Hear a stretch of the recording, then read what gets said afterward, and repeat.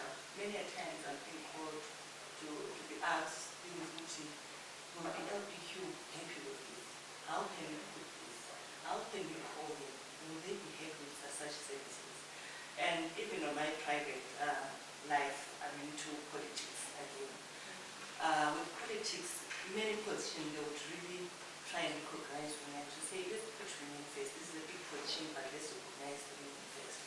Even during the elections, most presiding officers that were coordinating whichever branch, they will make sure the leader is a woman. So I'm really happy with that recognition for women in our society. All right, and Q&A? Well, for me is knowing that the space is never too small for anyone to come in and advocate whatever issues they feel like they need to advocate for. The advocacy that I used to do was within a different institution. Being a queer person in that institution and being only the 1, 2, 3 people that are there. But then when I decided to join the already existing LGBTI movements that were already going on, especially the LBQ movement, there was no gatekeeping for my experience to say that you've been that side and you want to, you know how with movements, people gatekeep and there's all that politics. For me, I didn't experience that because I came in and I wanted to do ABCD and I was able to do that. So for me, the space is never too small for anyone, no matter how old they are, as long as they are 18 and above, to come and do. I feel like for us, even the LBQ movement, we have managed to open that space for anyone really in their ability to come and speak up to their issues, to come and sit in this panel, to come and represent us in different regional forums. I think that's a win that we should celebrate. I don't know if I was born by then, maybe Marvelous would tell us 15 years ago we would have been able to do so. I wouldn't know, but when I was born and I came here, there's this smooth flow that is there, and we need to acknowledge the people that advocated for that before us. But there's still a long way to go, and the space is really bigger for anyone, as long as we make a difference that benefits the LBQ communities. For me, that will continue to be. Oh, that's lovely. And you did mention, people have watched you grow. You've seen your own growth as well in your journey of advocacy on a personal level. How has that been? How has been that growth? I think for me particularly, I think it's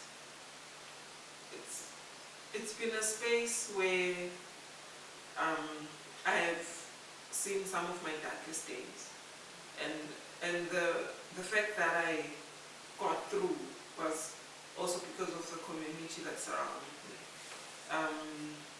So I found myself at loggerheads myself in many situations because I felt like, because I had a mental illness, I felt like I was reiterating some of the ideologies that people have about queer people.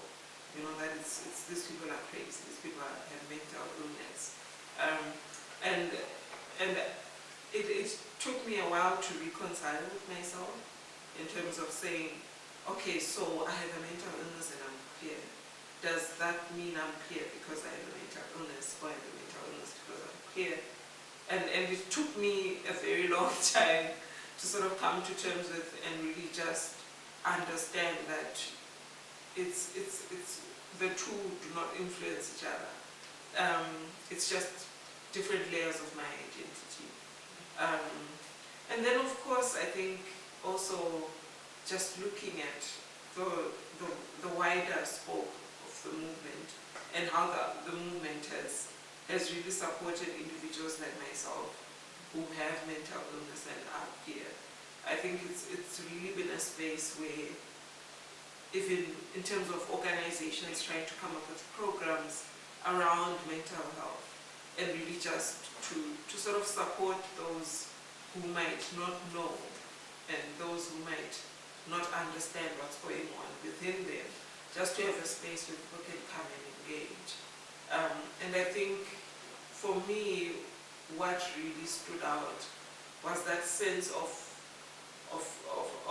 owning my illness with me, you know, where things like drinking, I can jokingly say, today I want to drink, and everyone in the room is like, no, you don't drink, you know, and that sort of level of community support where people really take, like they are with you in that illness, you know. I think it's the same for people who are openly HIV positive. There has been that community support. And I think in moving forward with the space that we're in and how the religious right is organizing against us, I think we need to really focus on community love and really just come together to really ensure that we have a strong front to push back, because that's going to be needed. Yeah. So I think personally as an advocate, I'm more than glad to be in this space and to have lived in this time and seen things like COVID and how that can just throw a spanner in the woodworks, and really to be able to negotiate and sort of create very strong relationships even with funders around things like COVID, which were very unprecedented, and really trying to negotiate around flexibility. And I think that's really important to be able to hold a front as whether a sector or as particularly an LGBTQ movement, and really just say, no, this is who we are, these are our asks, and this is what we want to achieve. So yeah. Right, so I'm observing how through your achievements and your journeys, like everything is really connected, from being an LGBTQ person to being in the job sector, your mental health. And somehow, yes, these are the achievements we've done and we celebrate them greatly. However, along the way, we are not really yet where we want to be. And there are some hurdles and obstacles that we are facing along the way. Would you like to maybe highlight on that, the challenges that you're also facing in the journey, while we're celebrating the victories and looking back with 15 years ago, this is where we are, and today it's better, but it could be way better. I think one of the biggest challenges that we face is really stigma and discrimination, and it's not only within the workspace, but it's broader within our families, the communities that we live in. And I think mostly it's a gap where people do not have knowledge or know LGBTIQ. Reflecting on what Karen just shared, way back we've been deemed as people who've got mental illnesses. So I think it's really still work in progress. We've made strides to empower and sensitize people on who LGBTIQ people are, the issues that affect us, and somehow we are really getting buy-in, but the biggest barrier is the people that we want to really get support from are not the people that are giving us support. For example, the different ministries, the health departments, they're really not forthcoming. They really come and attend the sessions, but when we share our ask, or our advocates ask our issues, there's really not much that is being done to really address those issues, especially within the environment sector. All right. So I hear you mentioning OT. As an LGBTQ person, you also come from a family setup, and within that family setup, love and stigma and discrimination. While at the same time, acutely touch on the issue of OT, also with religion, with this coming into play, it's also coming with a certain element of stigma and discrimination, which is kind of offsetting the balance of the advocacy and the movement work. And then you did also touch on the political aspect of OT.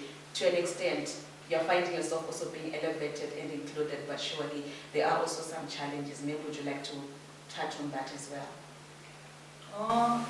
One of the most challenges is fear. To say, if I stand right there, who's going to come with me? The rejection, who's going to protect me?